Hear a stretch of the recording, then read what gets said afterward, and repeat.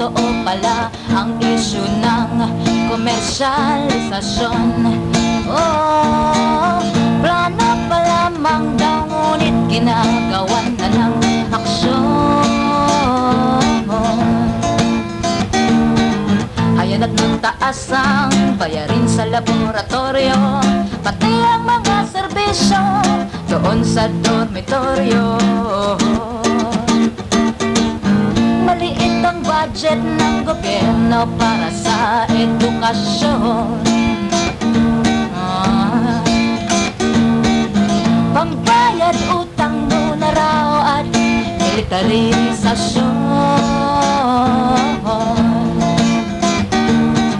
Kaya't tayo na naman ang pahirapan nito. Ba't pati ang gobyerno ay umaayon sa programang ganito? Hindi nilalako ang edukasyon, kaya tutulan ang komersyalisasyon. Oh, tutulan ang komersyalisasyon. Isko ng bayan, bakit sobrang dami ang binabayaran? Mga hindi naman kailangan, pangakong libreng pasilidad, ngayon ay nasaan? Magkamay ng kita ang interes ng administrasyon, kaya't parang gulay na inilalako itong edukasyon. Hindi nilalako ang edukasyon, kaya tutulan ang komersyalisasyon. Oh, tutulan ang komersyalisasyon. Ito'y hindi hiwalay na isyu ng pamantasan o pamantasan. Bunga lamang ito ng matinding krisis sa lipunan. Para magkaroon sila ng magandang kinabukasan, magkaroon ng magandang hanap buhay, magkaroon ng panindigan sa sarili nila. Yun lang. Kasi yun lang naman ang tayong yaman na ibibigay namin sa kanila, ang pag-aaral eh. Wala naman kami ibang yaman kundi pag-aaral lang talaga. Yun lang mabibigay namin sa kanila. Para matuto. Para meron akong kinabukas. Kasi po para po matapos ko yung pag-aaral. Para yung pangarap ko po matupad ko po. Maging nurse.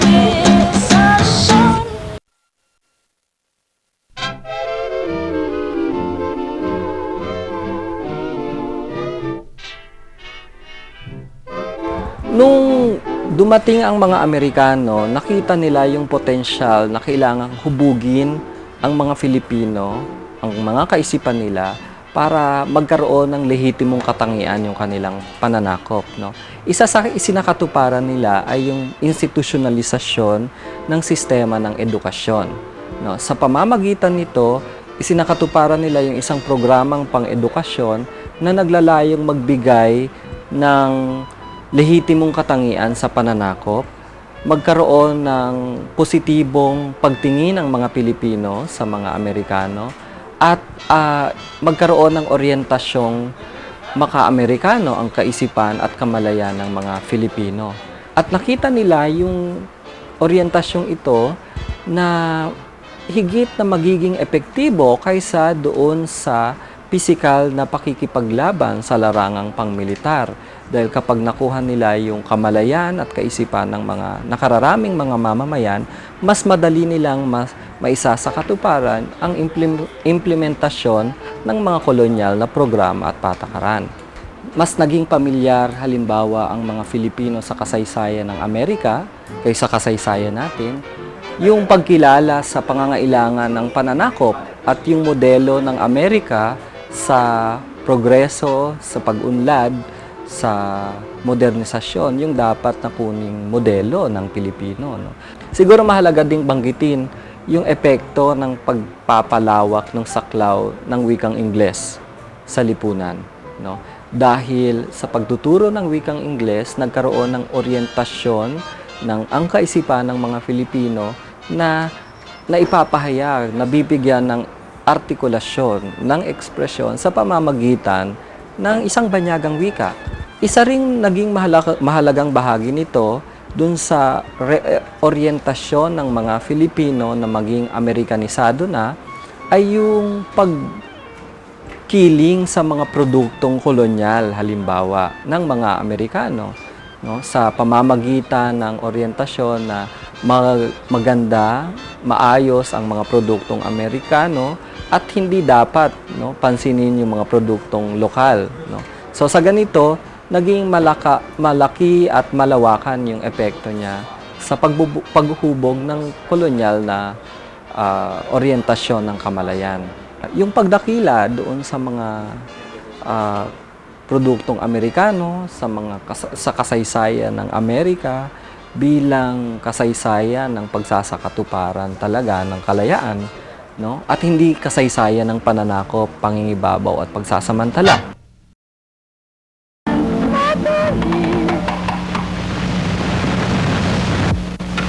Ano ang nangyayari sa'yo?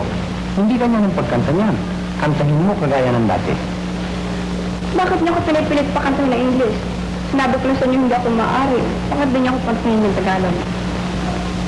Oy, alamin mo na tayo nasa Manila. At ang dapat mong kantahin ay Ingles. Sapagkat ang nakikinig, nasusuya na sa mga kantang Tagalog. Ulitin natin.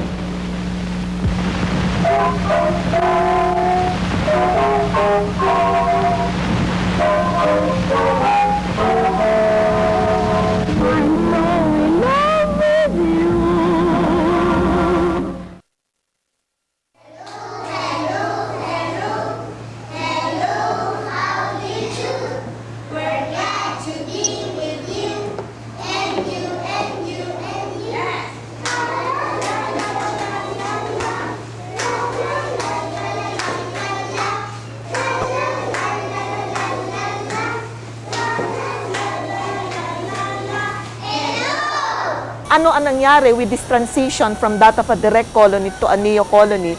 Naging ano din, no? From that of a colonial education to a neo-colonial, isang malakolonyal na tipo ng edukasyon, na ang ano nito, ang layunin nito ay panatilihin yung control ng Amerikano sa ating kabuhayan, ano?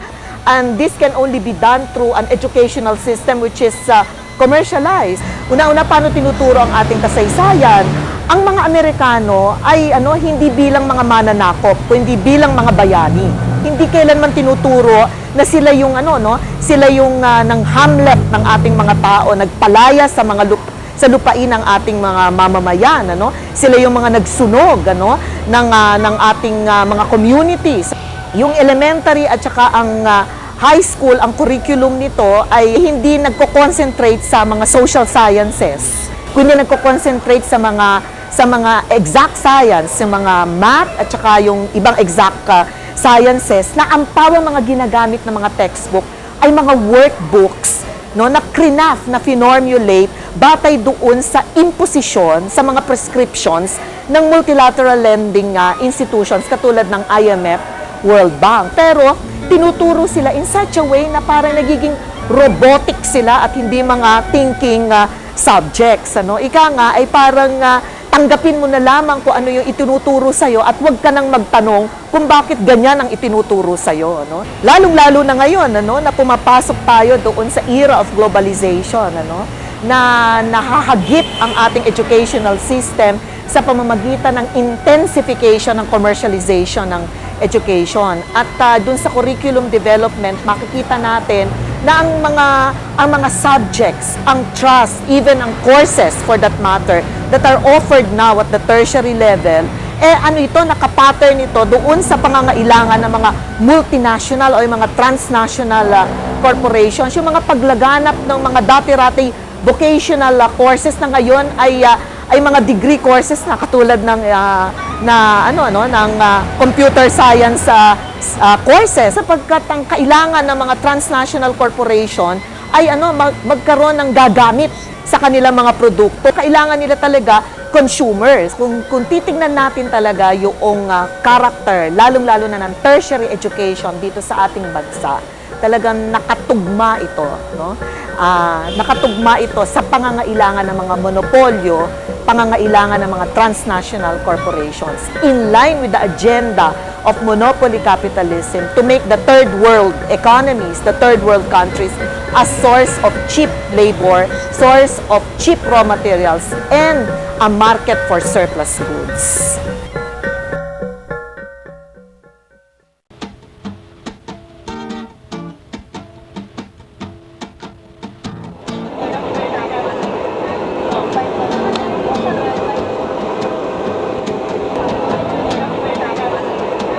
Lalo na ako, kasi self-supported lang, lalo rin ako mahihirapan sa pag-aaral ko. Lalo pa ako magtatraba para mabayaran kahit mahirap mag-aaral kasi pag mas mataas yung tuition fee, di ba? Mas magkakaroon ng possibility na maraming hindi makakapag-aral. Kung ang pagtaas ng tuition, yung makakaganda naman sa quality of education at saka ng facilities, okay lang. Ang magiging result niyan, baka yun na nga, either mamili na lang ang estudyante magtrabaho kaysa mag-aral.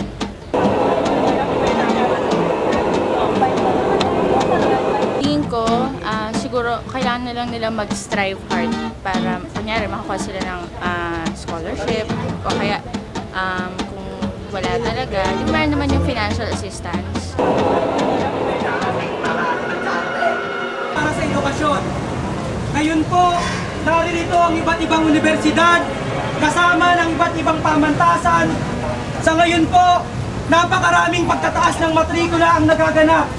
Ipinapakita natin ngayon ang kabulukan ng JED, ang institusyong tagapagsalita lamang ng mga edukador kapitalista.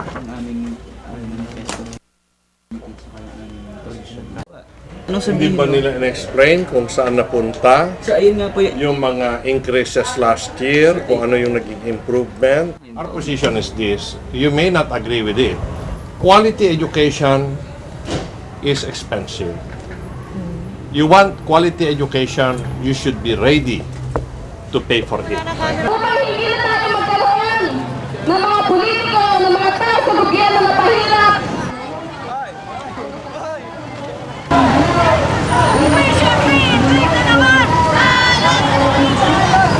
Sa mga private schools, bago pa naman ipatupad yung Education Act of 1982, there were many attempts na para magtuloy-tuloy, maging taon-taon yung pagtaas ng matrikula. Pero nung in-enact yung Education Act of 1982, it was then nag-start yung mga tuition fee increases na yearly at minsan every sem pa nga nagtataas.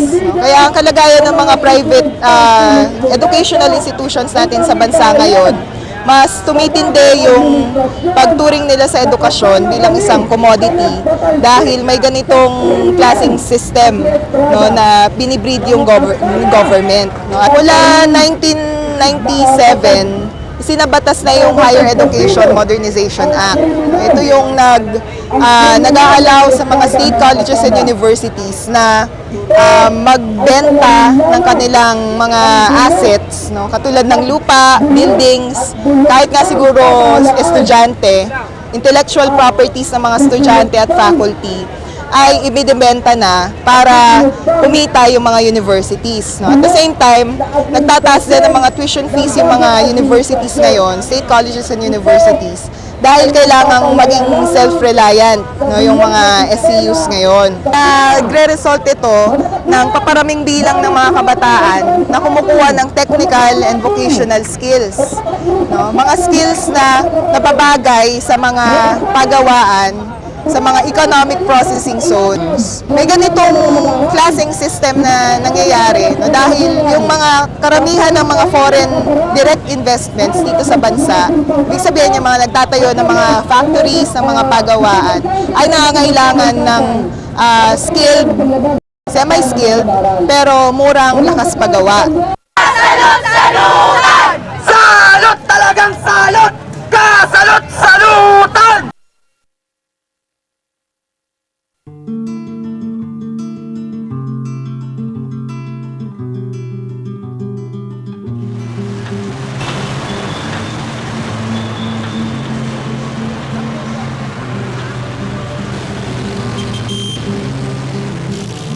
After high school, pumasok ko sa vocational sa Don Bosco.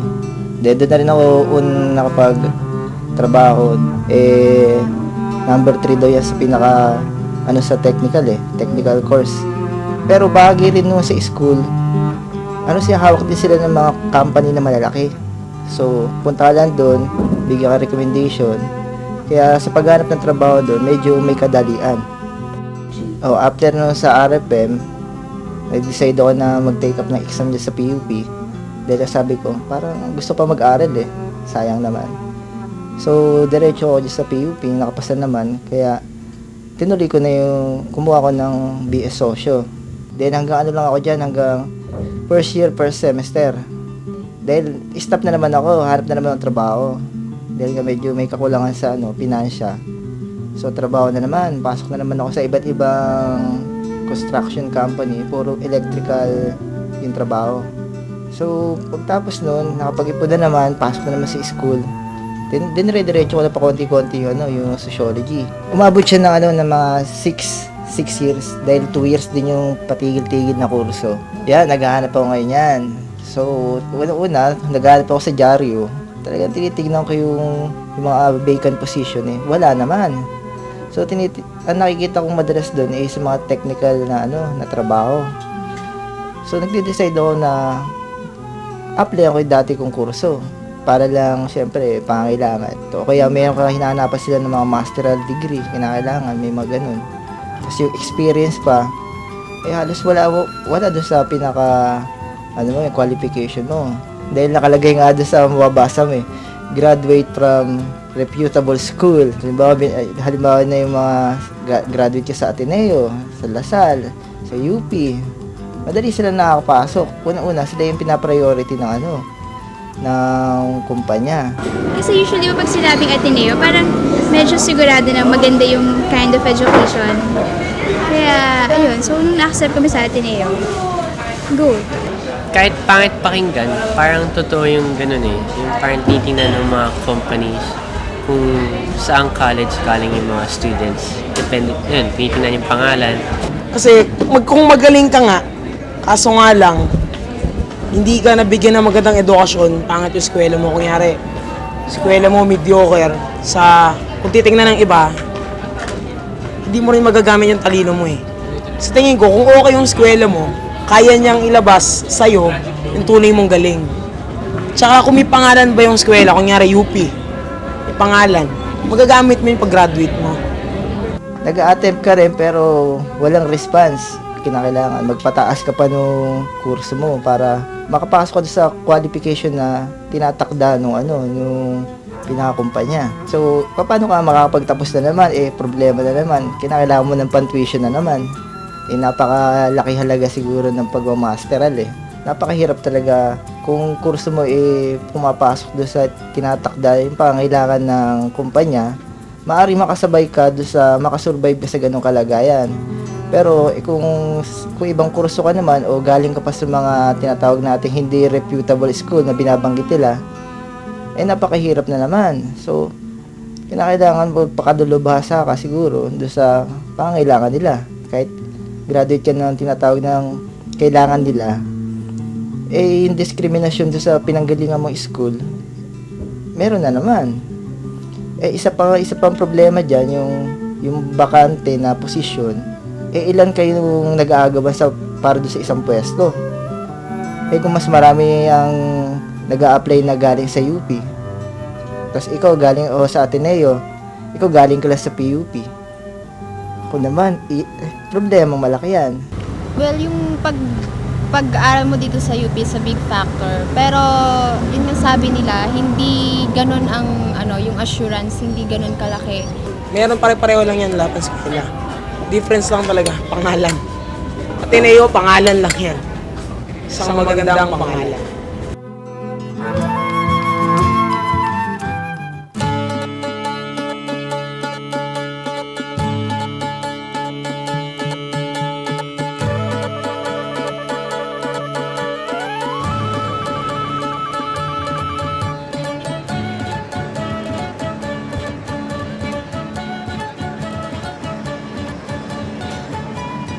Hindi katulad ng maraming bansa na ang gobyerno ang siyang may responsibilidad magpatakbo ng sistema ng edukasyon, sa Pilipinas malaking bahagdan ng ating mga paaralan ay pinapapatakbo ng mga pribadong mga korporasyon.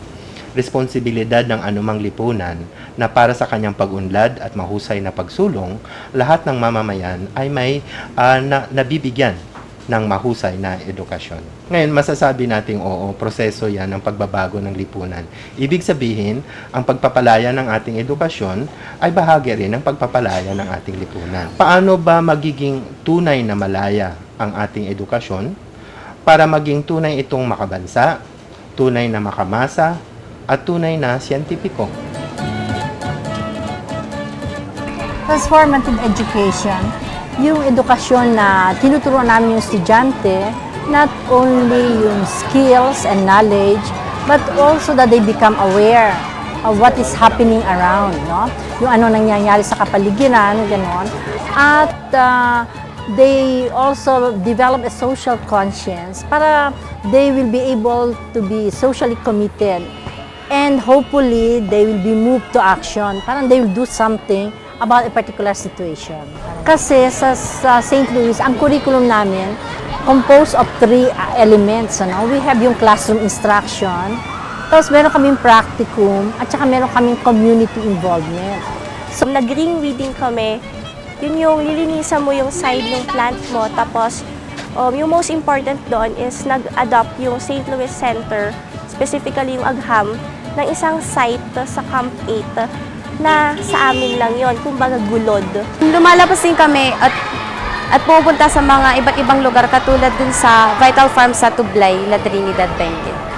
Tapos doon nakipag-interact kami sa pamamagitan ng pakipag-usap sa kanila, tinatanong kung ano yung mga kung ano yung mga problema nila, tapos kung paano nila nalalampasan ang mga ito. Yung mga manggagawa kaya nagkilos protesta sila dahil yung company hindi sila binibigyan ng benefits na kailangan nila katulad ng SSS. Tapos kulang yung sweldo nila at hindi pa nila binibigay yung sahod nila sa tamang araw. These are only students, but they can help kasi alam mo, pwede lang kausapin yung mga manggagawa, no? Pwede din silang tumulong because you know we also write, ano? Ang mga bata kasi can write sa mga editorials to raise the issue of the workers, to call the attention of people, parang ganon. And usually they listen to the students. Ang key transformative education, I would say, would be the teachers, ano? Kasi they are the ones directly in contact with the students, and they are the ones to implement the program. However, you need the administrators because they are the ones to give the direction. And that's the reason why we pay attention to the faculty development program. Kasi you have to prepare the teachers, you have also to equip them so that they will be able to put into practice and to integrate in their lessons what we call transformative education.